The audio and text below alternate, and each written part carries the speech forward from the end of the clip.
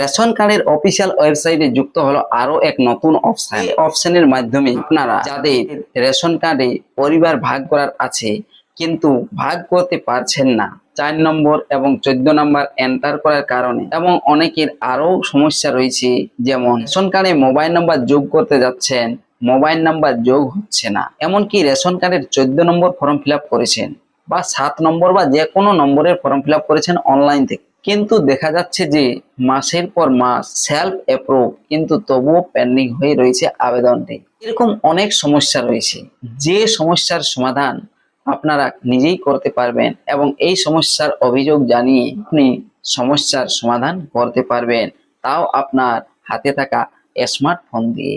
আমি আপনাদেরকে step by step দেখাবো কিভাবে এই সম্পূর্ণ প্রক্রিয়াটি করবেন, তাই অবশ্যই এই ভিডিওটি শেষ পর্যন্ত দেখুন। আর এই চ্যানেলে নতুন এসে থাকলে চ্যানেলটিকে সাবস্ক্রাইব করে রাখবেন, পাশে দেওয়া বেল আইকনটি বাজিয়ে দেবেন যাতে পরবর্তী নতুন ভিডিও নোটিফিকেশন পেয়ে যান। আর যারা এই চ্যানেলটিকে সাবস্ক্রাইব করে রেখেছেন তাদেরকে অসংখ্য ধন্যবাদ। চলুন আজকের এই গুরুত্বপূর্ণ ভিডিওটি শুরু করা যাক। কোন অপশন নতুন যোগ করা হলো তা জানার জন্য গুগলে গিয়ে সার্চ করতে হবে রেশন কার্ড, লিখে সার্চ করতে চলে আসবে এখানে দেখুন food.wb.gov.in অফিসিয়াল ওয়েবসাইটের লিঙ্ক। এই অফিসিয়াল ওয়েবসাইটের লিঙ্কে ক্লিক করতে হবে। এই অফিসিয়াল ওয়েবসাইটের লিঙ্কে ক্লিক করার সাথে সাথেই পশ্চিমবঙ্গ সরকারের যে খাদ্য দপ্তরের অফিসিয়াল ওয়েবসাইটটি রয়েছে এই অফিসিয়াল ওয়েবসাইটে চলে আসবেন। এই অফিসিয়াল ওয়েবসাইটে দেখবেন নিচের দিকে কতগুলো অপশন রয়েছে। সেই অপশনের মধ্যে প্রথম অপশন বাম সাইডে সিটিজেন হোম, এই সিটিজেন হোম অপশনে ক্লিক করবেন। সিটিজেন হোম অপশনে ক্লিক করতে দেখুন এখানে রেশন কার্ড সম্পর্কিত কর্নার অপশন, তারপরে অনুসন্ধান, তারপরে অভিযোগ, তারপরে রয়েছে আধার এনরোলমেন্ট তালিকাভুক্তি কেন্দ্র, আর ডান সাইডে তার শেষে যেটি নতুন যোগ করা হয়েছে সেটি হচ্ছে কি না হেল্প ডেস্ক। এই হেল্প ডেস্কের কাজ কি, এই হেল্প ডেস্কে আপনি কি কি কাজ করতে পারবে, এটা একদম নতুন অপশন। এই হেল্প ডেস্ক অপশনে আমি দেখুন ক্লিক করে দিচ্ছি। এই অপশনে ক্লিক করার সাথে সাথে চলে আসবেন পরবর্তীতে এই পেজটিতে। এখানে দেখুন আপনাকে আপনার মোবাইল নাম্বারটি এন্টার করতে হবে।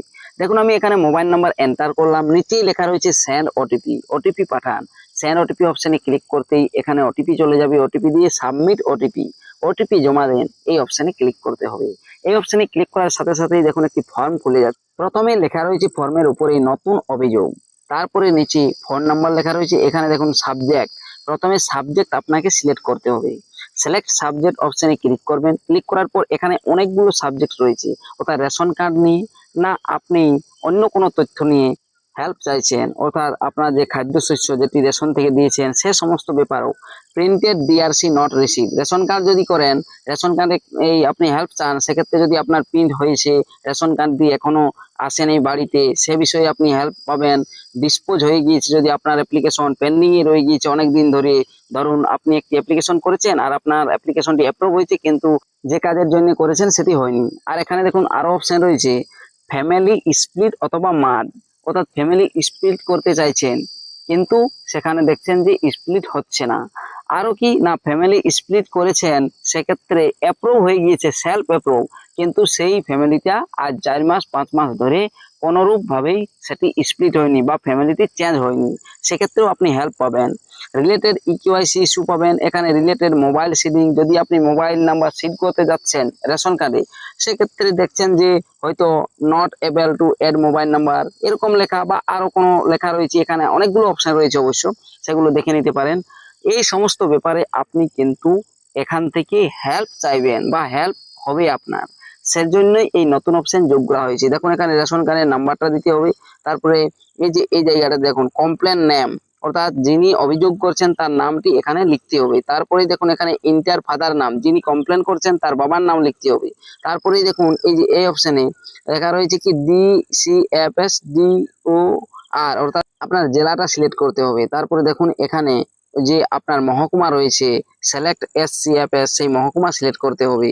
তারপরে নিচের অপশন দেখুন ব্লক অথবা পৌরসভা, যেটি হবে আপনার এখান থেকে ব্লক বা পৌরসভা সেটি চুজ করে নিতে হবে। তারপরে অ্যাড্রেস অর্থাৎ ঠিকানা, আপনার যে গ্রামের নাম সেটি লিখতে হবে এই জায়গাটাতে। তার নিচেই রয়েছে কি না ইন্টার 6 ডিজিট পিনকোড, অর্থাৎ আপনার এলাকার যে পিনকোডটি রয়েছে সেই পিনকোডটি লিখে দিতে হবে। পিনকোডটি লেখার পর নিচে এখানে আপনাকে লিখতে হবে যে বিষয়ে আপনি অভিযোগ করতে চাইছেন, যে কাজটি আপনার হচ্ছে না সেই কাজটি এখানে আপনাকে কিছু কোথায় লিখে দিতে হবে। লিখে দেওয়ার পর নিচেই দেখতে পাবেন সাবমিট অপশন, সেই সাবমিট ডিটেল অপশনে ক্লিক করলেই অভিযোগ চলে যাবে। অভিযোগ চলে যাওয়ার পর আপনি এখান থেকে স্ট্যাটাস চেক করতে পারবেন। যেভাবে আমি আপনাদেরকে দেখালাম, স্ট্যাটাস থেকে দেখবেন যে আপনার অভিযোগটি নিষ্পত্তি হয়েছে কিনা। নিষ্পত্তি হলেই আপনার যে সমস্যাটি দেখা দিচ্ছিল, রেশন কার্ড হয়তো ফর্ম ফিল আপের ক্ষেত্রে বা পরিবার মার্জ হচ্ছিল না, সেই সমস্যার সমাধান দেখবেন হয়ে যাবে। আর আপনাদের এই আপডেটটি কেমন লাগলো কমেন্ট বক্সে কমেন্ট করে জানাবেন। ভিডিওটি দেখার জন্য ধন্যবাদ।